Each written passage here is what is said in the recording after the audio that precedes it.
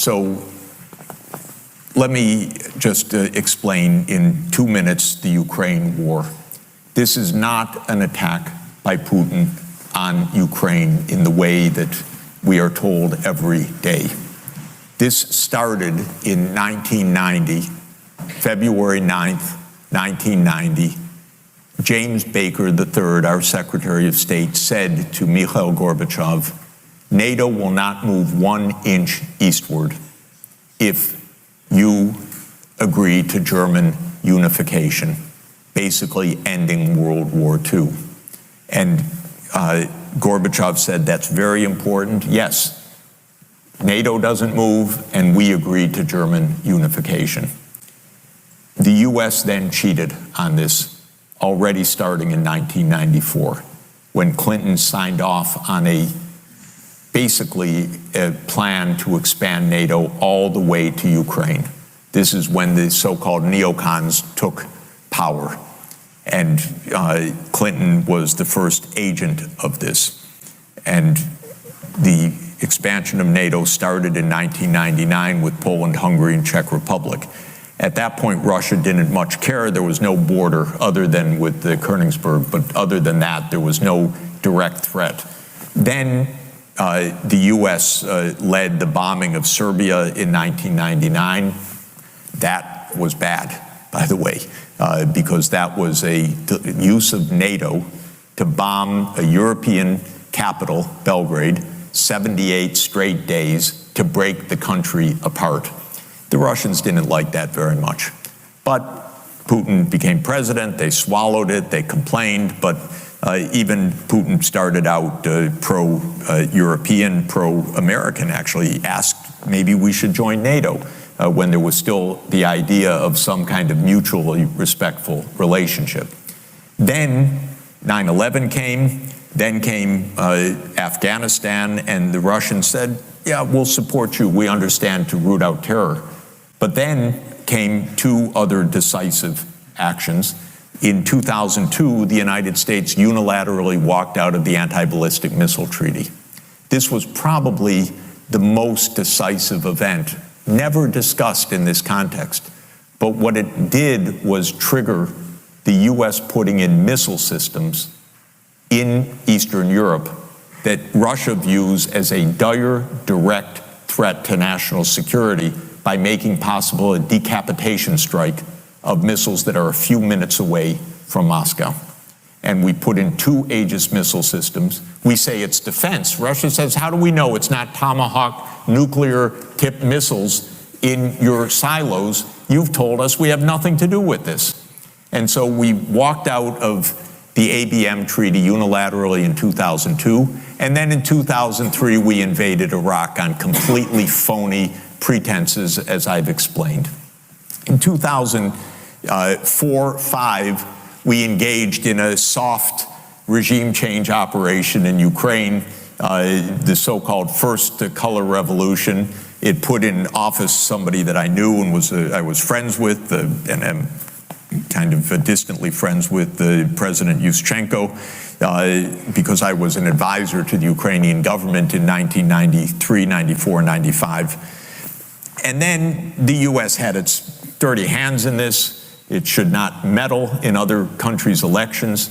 But in 2009, Yanukovych won the election and he became president, and in 2010 on the basis of neutrality for Ukraine.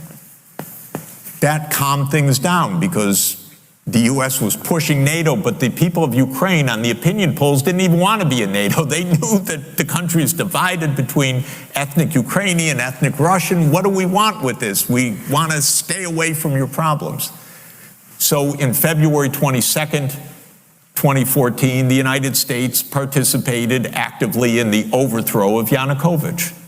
A typical US regime change operation, have no doubt about it. And the Russians did us a favor. They intercepted a really ugly call between Victoria Nuland, my colleague at Columbia University now, and if you know her name and what she's done, have sympathy for me. Really. Between her and the U.S. ambassador to Ukraine, Jeffrey Piot, who's a senior State Department official till today. And they talked about regime change. They said, who's going to be the next government? Why don't we pick this one? No, Klitschko shouldn't go in. It should be Yatsenyuk. Yes, it was Yatsenyuk, and we'll get the big guy, Biden, to come in and do an attaboy, they say, pat him on the back. It's great. So they made the new government. And I happened to be invited to go there soon after that, not knowing any of the background. And then some of it was, in a very ugly way, explained to me after I arrived, how the U.S. had participated in this. All of this is to say, the U.S. then said, okay, now NATO's really going to enlarge. And Putin kept saying, stop. You promised no NATO enlargement. It's been, by the way, I forgot to mention, in 2004, Estonia, Latvia, Lithuania, Bulgaria, Romania, Slovakia, Slovenia, 7 more countries in the not 1 inch eastward. And then, okay, it's a long story, but the U.S. kept rejecting the basic idea, don't expand NATO to Russia's border in a context where we're putting in goddamn missile systems. After breaking a treaty, 2019, we walked out of the Intermediate Nuclear Force Treaty.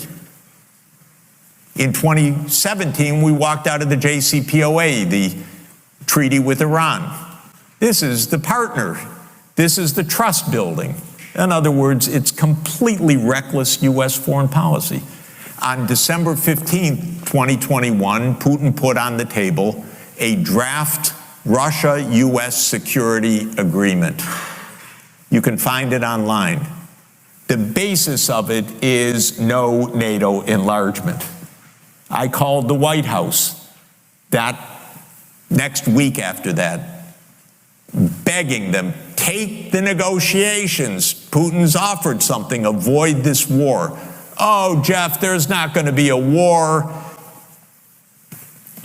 Announce that NATO's not going to enlarge. Oh, don't worry, NATO's not going to enlarge. I said, oh, you're going to have a war over something that's not going to happen?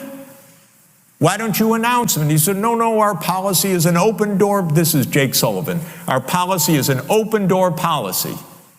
Open door for NATO enlargement. That is under the category of bullshit, by the way.